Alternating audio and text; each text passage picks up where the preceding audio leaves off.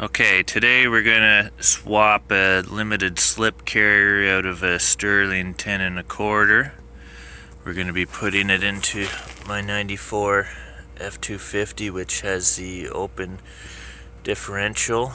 And what we're gonna do is we're gonna just swap the ring gear from the open carrier onto the limited slip carrier to see if we can avoid messing with the pinions and keep the gear match correct.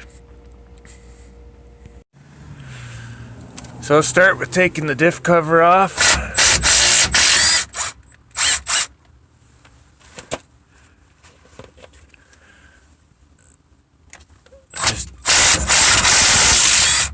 Just 1/2-inch bolts. There, we leave the top bolt in, pail underneath, and then pry it to let the fluid drain out.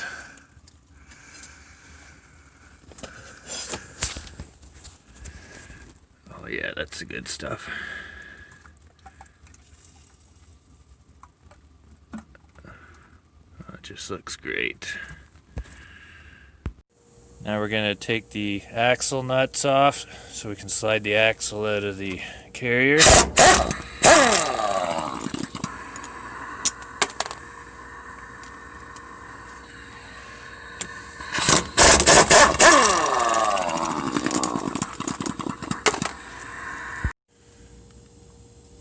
Now you can slide the axle out.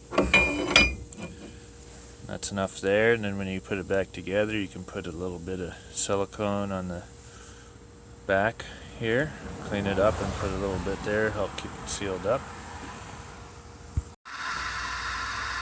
So now we want to get the differential bearing caps off.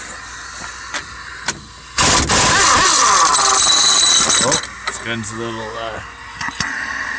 quick to shoot in.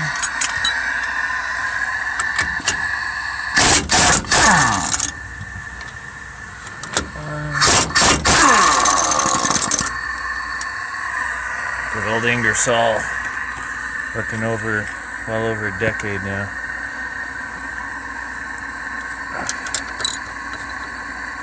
Jeez, something's in there safe.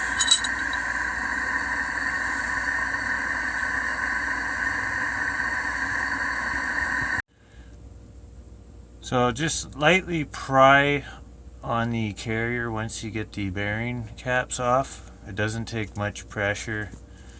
Make sure you have your axles out enough. As you can see, it moves fairly easy, just like that.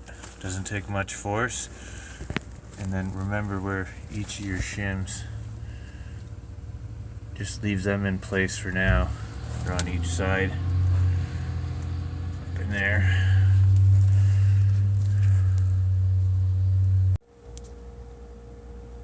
So here we have both the carriers side by side.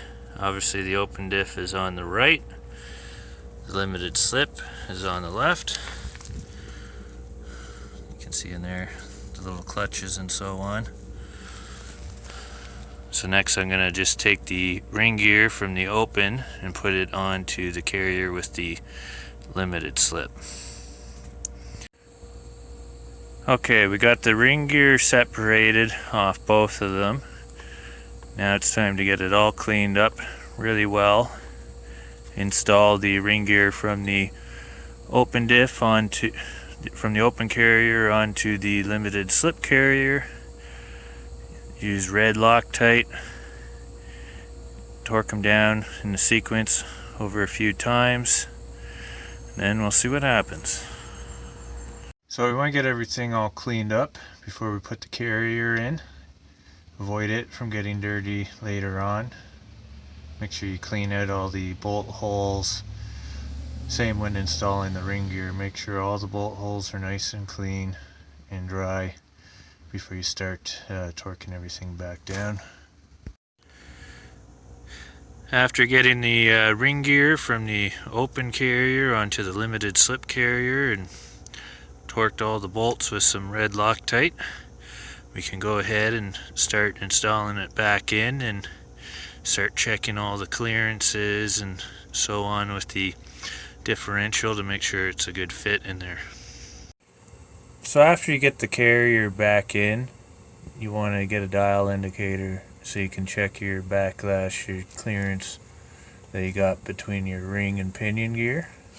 And Ford calls with the Sterling 10 1/4 between 7th thou and 12th thou. So you can see we're within spec. So we're going to leave that. And then now we're going to paste up the gears with some Prussian blue and then see what our drive and coast pattern looks like.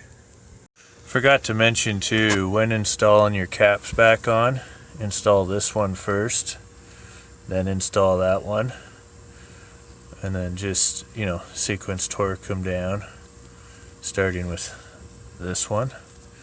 Then up next we'll put some Prussian blue on here, see what happens.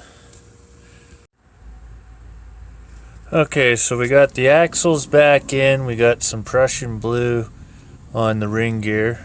Now we put the axles back in to create a little bit more drag or load on the gears, what you want to do. So we'll see what happens.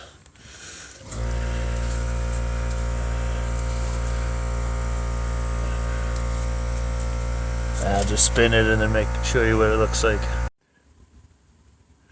Well, after putting some Prussian blue on it, bit of a pain in the ass, but I sort of load up the tires a little bit and then turn the drive shaft.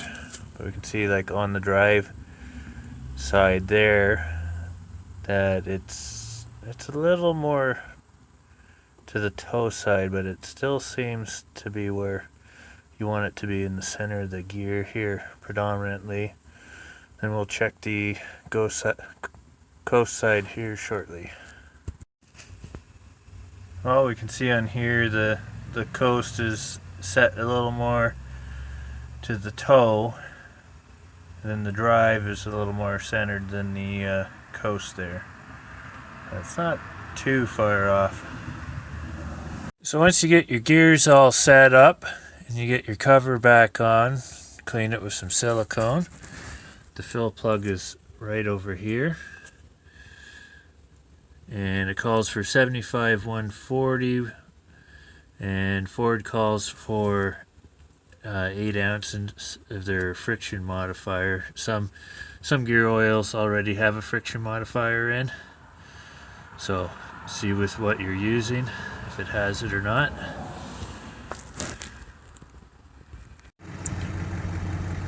Well, we got the limited slip upgrade done on this truck.